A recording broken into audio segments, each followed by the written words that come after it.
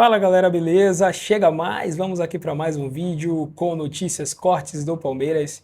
E teremos aqui, galera, a imprensa, teremos o Zé Elias dando aula falando aí sobre o novo reforço do Palmeiras, né? Segundo informações, Barbosa já é do Palmeiras, está faltando pouca coisa e é um zagueiraço. A gente vai ver mais informações e também opiniões sobre como esse reforço pode chegar no Palmeiras e pode ser muito vencedor.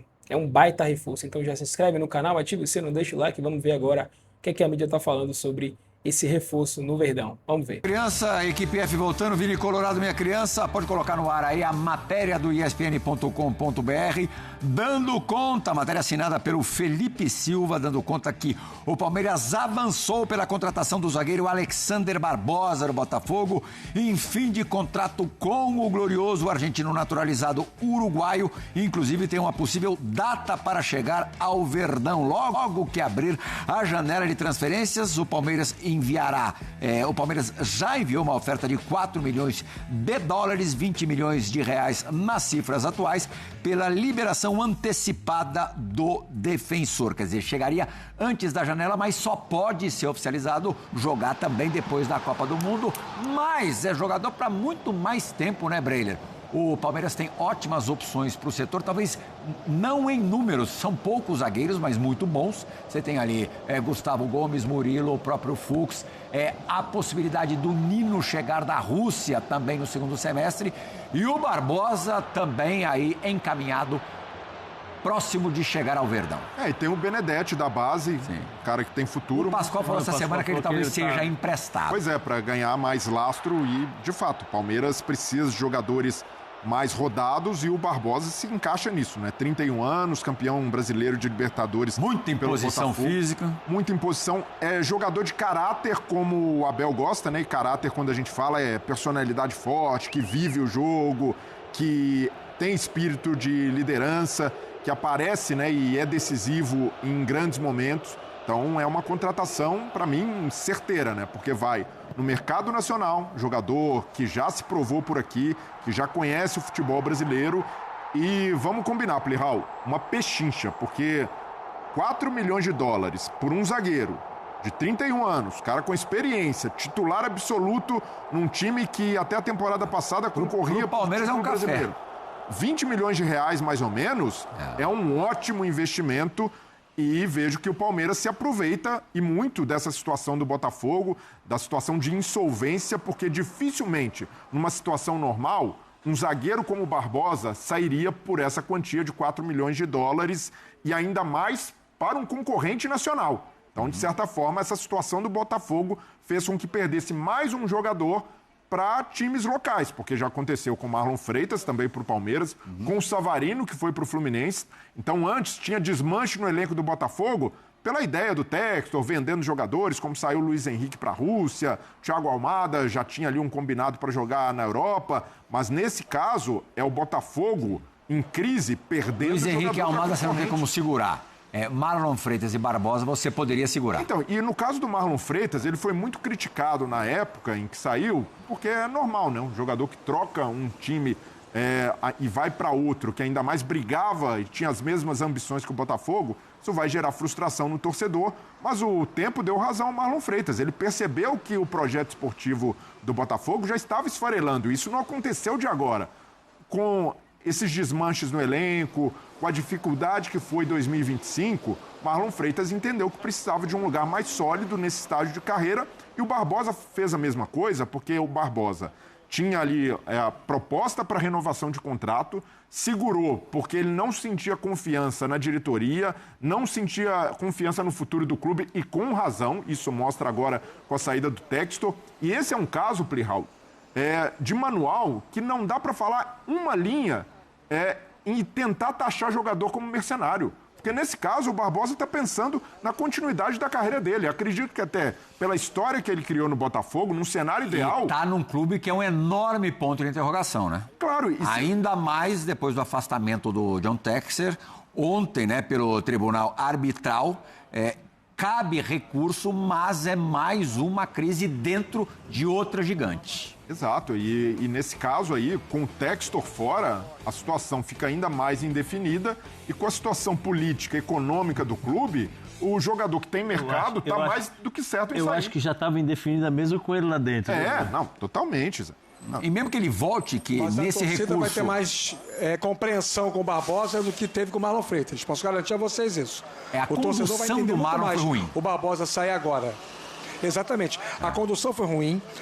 As declarações do Marlon, que eu consigo... Pode acontecer, pode, que eu não estou aqui para advogar para ninguém. Principalmente para jogador de futebol que eu não conheço. Se eu conhecesse, já não ia advogar, ainda mais não conhecendo, pessoalmente.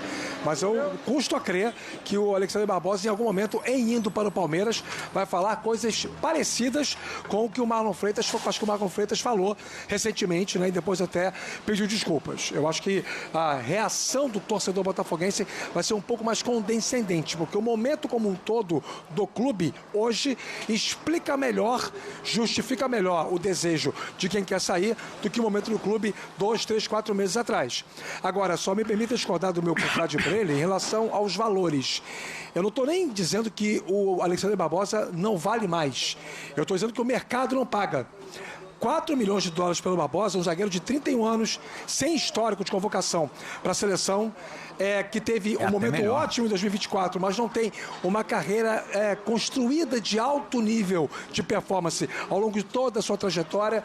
Acho que o LinkedIn dele não sugere um valor mais alto do que esse. Talvez a Arábia pagasse mais do que isso nesse momento. Talvez em algum momento a MLS pagasse mais. Um clube ou outro da prateleira B ou C da Europa pudesse pagar um pouco mais do que isso. Pelo momento do Botafogo, sim, a necessidade faz a ocasião, o desespero gera aquela coisa de você já aproveitar a primeira oportunidade que surge, mas eu acho que para o contexto geral de mercado e do que ele também paga esse valor, sim, se for concretizada desta maneira a transferência dele para o Palmeiras. O Zé Elias, se jogasse ainda, ficaria muito feliz de ter na sua zaga ali, alguns metros atrás, uma dupla, por exemplo, formada por Gustavo Gomes e Barbosa, em termos de imposição. A gente vai mostrar numa tela agora, antes de você falar dessa... Só ia jogar, não ia nem me preocupar em dar carrinho. E eles também ficariam felizes de ter você à frente. A gente vai mostrar os números mais recentes do Alexander Barbosa, comparando com os dos atuais zagueiros do Palmeiras. São 15 jogos em 2026, aí sem o Campeonato Estadual, tá? Atuando quase o tempo todo, né? 86,9 minutos por jogo. São 3,8 posses recuperadas por partida. É aquela bola que o sujeito toma, e permanece com ela. Muito mais aí do que os demais, muito mais não, né? Mas muito mais que o Gustavo Gomes e um pouco mais do que Murilo e do que o Bruno Fux. E duelos aéreos, aí ele só perde justamente para o Gustavo Gomes. 4,5, 5 do Gomes por jogo, 3,8 do Murilo, 1,2 do Fux. Me lembro, não sei porquê, Zé, mas quartas de final da Copa Libertadores de 2024, teve um momento que o Barbosa saiu, não lembro se ele sentiu, tá o segundo tempo do jogo, segunda metade do segundo tempo. O Caleri não vinha conseguindo encostar na bola naquele jogo. São Paulo e Botafogo, quartas de final da Libertadores. Não sei porque você lembrou desse jogo. Ele sai no final do jogo, 10 minutos depois da saída do Barbosa, bola cruzada na área, Caleri empatou o jogo. O Barbosa não dava trégua, não dava um centímetro para ele. É esse tipo de zagueiro. Não, além disso, ele, assim, vou usar uma palavra, por favor, não me leve. Ele é chato, né, como zagueiro, porque ele está incomodando o centroavante o tempo todo, fala, briga. É um cara que fica puxando, quer dizer, ele provoca, ele é um cara malandro no bom sentido do futebol, né? Dificilmente você encontra um zagueiro dessa forma, que sabe incomodar o adversário. Mas além disso, o Plirra, ele é bom jogador, meu. Tem um bom passe, ele sabe sair jogando, né? Isso aí vai facilitar demais para a equipe. Ele tem cara de grosso, mas não é grosso. Não. Lança ele muito é bom bem. jogador. Ele faz inversão de jogo, que isso é importante. Não sei se você lembra do Luan no Palmeiras. Todo mundo criticava o Luan, mas ele era o zagueiro que muitas vezes o Abel escalava, porque ele era o cara que fazia a virada de jogo, que encontrava o passe no chão, né? Então, assim, é o que ele vai fazer no Palmeiras. Eu acho que, tecnicamente, ele é muito parecido com o Fux, porque o Fux também é esse jogador de fazer inversão de jogo, de dar um passe, tanto que o Fux já saiu até para jogar como volante. Ele se parece muito, mas ele é mais chato, entre aspas, né? Como zagueiro, né? Porque ele incomoda. Palmeiras vai ser difícil. Você é mais o Murilo ou o Barbosa, Breira? Também. Então, jogando tudo que podem, Barbosa. Barbosa, até por ser canhoto para compor o lado esquerdo, eu vejo que se encaixa muito bem. Mas o Murilo é histórico de serviços prestados, a gente sabe como o Abel costuma valorizar isso. Chegou o Arias, por exemplo, ele foi dando jogo para o Maurício, então o Barbosa também vai ter de conquistar o lugar dele no time. Mas eu vejo que é uma dupla que tem tudo para se encaixar muito bem pelas características do Barbosa e até mesmo por isso. O Barbosa no Campeonato Carioca, no jogo contra o Flamengo, na semifinal, se não me engano, ele chega depois do jogo e diz, olha, a gente perdeu o jogo porque no banco o treinador olhava e tinha só moleque da base. Então a diretoria também precisa tomar providência. Claro, ele tem um tamanho diferente no Botafogo, conquistou títulos, mas por ter 31 anos e ter essa personalidade, é um cara que... O Marlon chegou líder no Palmeiras. Então, mas por isso, eu acredito que ele tende a representar muito do que o Abel quer em campo, né? Do que ele pretende de filosofia para o time. Quem provavelmente perderá o Barbosa, Rafa Marques, o Botafogo nesse caos aí de John Textor com uma dívida de 2,5 bi. Como é que fica, meu amigo? Não fica, né? A decisão tomada pela Fundação Getúlio Vargas, eu ouvi muita gente falar sobre esse assunto nas últimas horas, né? Por que uma situação tão complexa como essa, que é a relação entre o Botafogo Associativo e a SAF, tem que ser resolvida por um arbitral da Fundação Getúlio Vargas? Porque quando você faz um contrato para transformar o futebol do seu clube em empresa, as partes escolhem um órgão neutro para ser exatamente a corte que vai equacionar os problemas, as divergências que se desenvolverem ao longo dessa relação. Isso vai acontecer, aconteceu com o Vasco, já aconteceu com o Atlético também. Então você tem aí uma questão específica que é a ação da Fundação Getúlio Vargas. E qual foi a base para que essa decisão fosse tomada, o afastamento do John Textor? Exatamente a chamada gestão temerária. E aí escolhem para ser esse interventor, né, esse comandante da SAF provisório, o Durcésio Melo. Alguém que era presidente do Botafogo até 2024 e que é uma pessoa que tinha, pelo menos não sei se ainda tem, uma relação pessoal muito boa com o John Textor.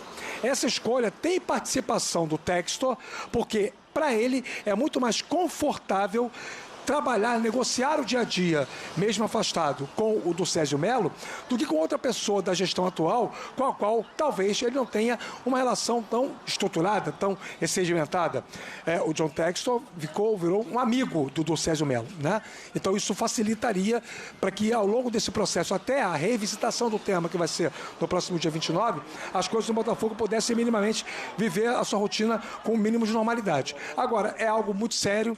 Eu acho que o torcedor do Botafogo finalmente conseguiu entender a gravidade da gestão temerária do americano.